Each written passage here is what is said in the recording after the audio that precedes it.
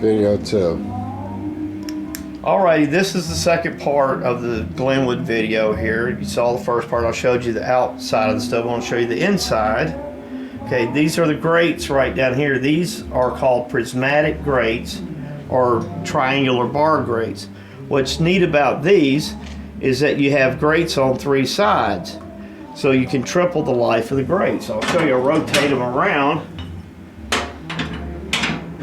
Whoops, if I can fit that on there. You see, like that, you rotate these around and you have different sides you can expose to the fire and thus increase the life of the grates. Now also, this is the exhaust port right here.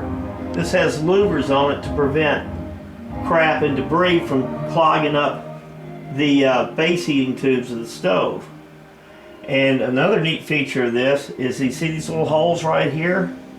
When the doors are shut, this allows air to come in, and it goes around this heated iron ring, and this provides heated secondary air to burn off the gases of the coal as the hydrocarbon gases are burnt or cooked out of the fire as the fresh load of coal is heated up.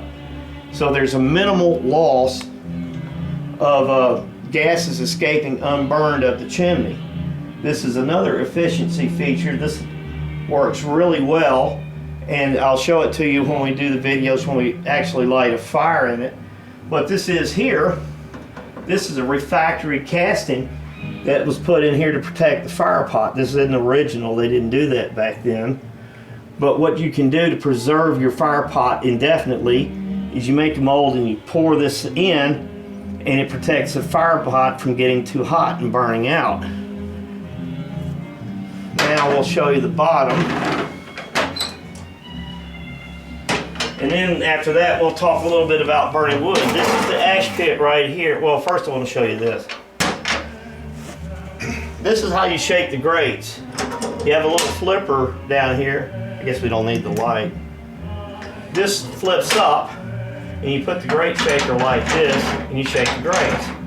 What's neat about this is it prevents any dust from coming out into the house when you shake the fire. All the dust is contained within the stove. It's very clean. They thought of everything back then. Now you open this up, and I can show you, this is a dust cap right here, dust cover. And you take this off, and you can see, I'll put a little light on it. These are the grate gears right here. And you can see how simple that is. Now if you want to change the grates, you just pull these cotter pins out and just pull the grates out. They're very easy to change if you need to change them. Fit this back on here. This is a little bit difficult to put back on. There we go. Put those tabs. Now, the ash pan is ample. You can go for about a day or two before you need to change the ashes. Take the ash pan out. Now I want to show you, this is neat. This is really neat. This is the base heating heat exchanger right here. Now remember, I showed you the base heating tubes. The smoke comes down here. It goes around in a U-turn here, and it goes back up. So all of this, including the top of the stove, all of this is a radiating surface. This radiates heat. The entire stove radiates heat. By the time the smoke gets to the smoke pipe, there's very, well, I better put the ash pan back in there. Close that up. And that's a tight fit. Now I want to show you the wood burning grate. This is the wood burning grate right here. The stove is designed to burn wood. This is called a register plate. What this does, this sets up the stove to separate the air in a proportions needed to burn wood. You just take this and you just drop it down in there like this. It has little tabs it rests on. Let me show you with the light here.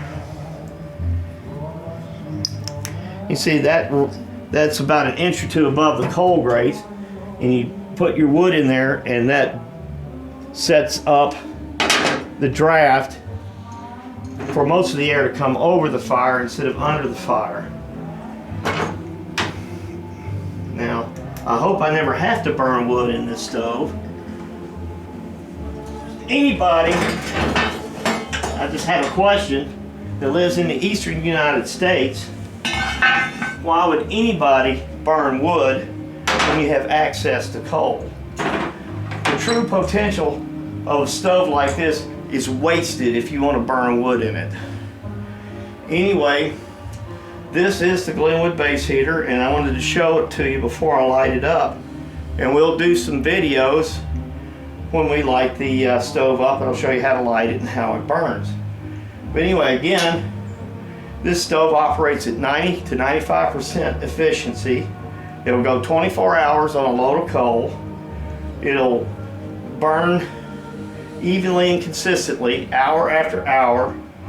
And why people want to buy a box stove when you could have one of these, I don't know. Anyway, I hope you enjoyed it, and we'll see you back when we light the fire for the first time. It's getting close. It's the end of October. Won't be long. And take care until then. We'll see you soon. Bye-bye.